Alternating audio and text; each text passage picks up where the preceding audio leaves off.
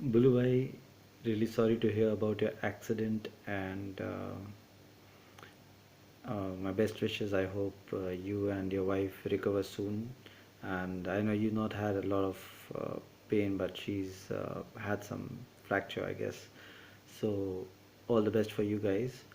Now, a few things that I noticed in the video. I know you said that you were not braking at that time, but if you see the video carefully again, it seems like you might be pressing the front brake. And somewhere, with this blogging and vlogging thing that everybody is doing, they tend to forget to, uh, you know, concentrate on the road. Somewhere, I'm sorry, but yes, it seems that in blogging or vlogging, you might have forgotten to pay attention to the road.